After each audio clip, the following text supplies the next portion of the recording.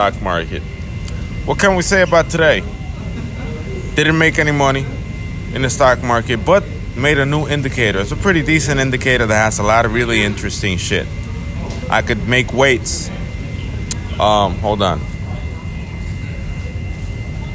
I could put weights related to certain things. I added a lot of things because yesterday or a few days ago, God of Code added a data, showed me a data function without aggregation, period. Therefore, I abused it and added a bunch of data to a code to utilize it to do certain things.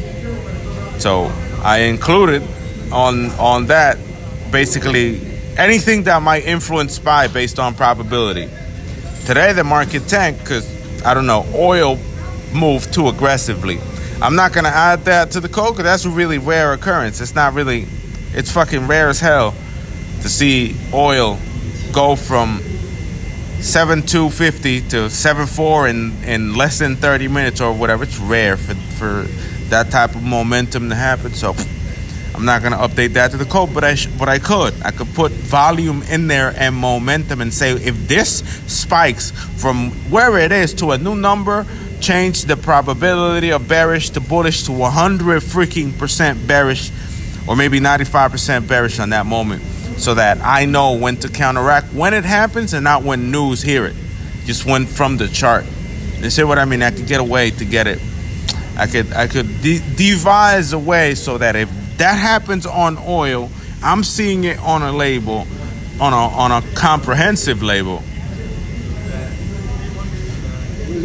Yeah, I could do it on a comprehensive label, and deal with my trades that way.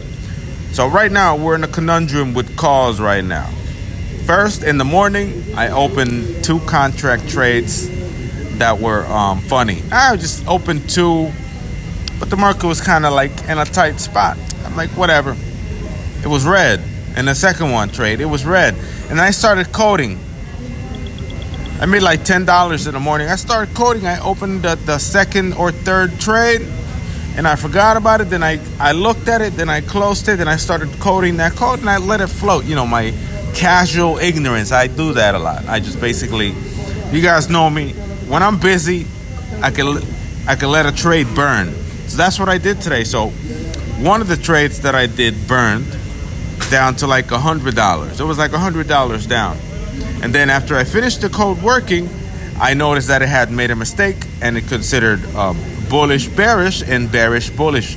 It's done that a lot of times. So I changed the wording, and now I see a 5% bearish probability and 95% bullish probability. And since open, we're making a new high right now. That's a new high right there. So it's definitely 95% probability that we're going to make a new high. What it didn't see, what the indicator didn't see, was that oil crash. So on a previous pump that I thought wasn't going to happen, as time series was sort of switching to red, there was a bullish retracement. I closed at the retracement, took a $24 loss, and I had one more trade to go, lost that one, and I lost my mind and started trading just to save money, just to try to save the port and grow the port. It didn't. I closed at $6. No, I closed at -$2, right? After putting a lot of buying power at risk just for $6, like fuck. And it was pumping, but it wasn't moving. We're gonna get to why it wasn't moving later on. So after that positive $6, I decided to go in, try to make more money, because I had, I gotta feel proud. I gotta feel proud about myself. I need to make more than $6 on a trading day. 6 days, $6, amateur as a motherfucker, right? So after that, I continued using the buying power, because obviously there's a lot of buying power here, and I entered another trade and down. It was down like 50 something odd bucks, and then I entered the last one when I ran out of buying power, and I was $200 in the red. And then I tried selling the last contract that ended up almost red after I realized that short contracts are $10 a pop right now.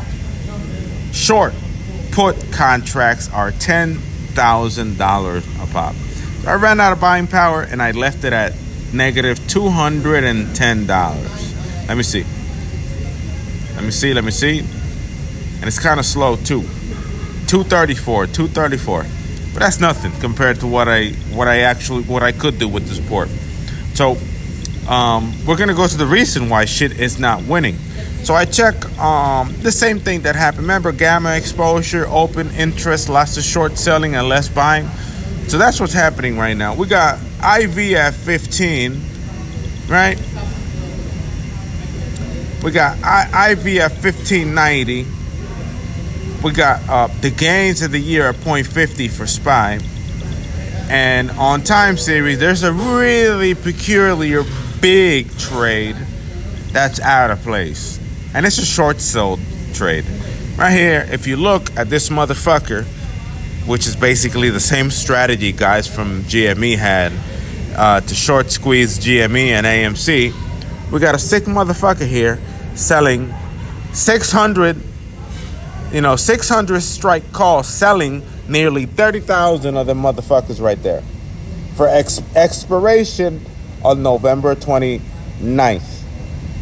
So that motherfucker right there is pushing calls down. So that's the reason calls have a lot of fucking downward pressure, because this guy bought 30,000 calls for end of month. And it's not good. That's not good. That's not good that happens. Because every time that happens, you could do whatever strategy to it.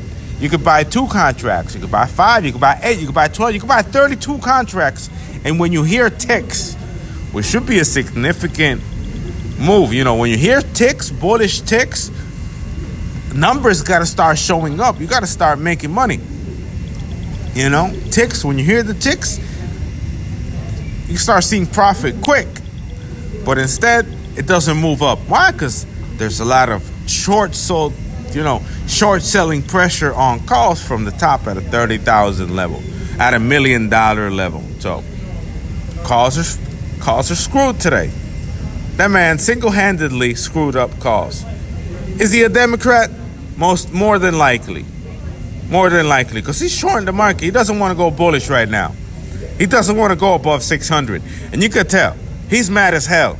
He doesn't want to go up 600. Like right here is saying, I don't want to go above 600. Fuck you, like that. Like we want to go past 600. He's gonna be a whole month up there till the 29th, saying no, and hopefully in the next few days we manage to beat him and put those calls underwater. We need 605 by next week so that he starts hurting. And like that, we need at least 610, 612 next week. Bulls gotta unite and burn his $1 million position to the ground. Because what he did right there was a Kamala Harris against Donald Trump move. That's what he did. He went all in thinking that 600 is gonna be the maximum. And we're going to beat through that. I know we're going to beat through that, but he has to be out the way. He has to leave that position. He has to be 100% destroyed. You see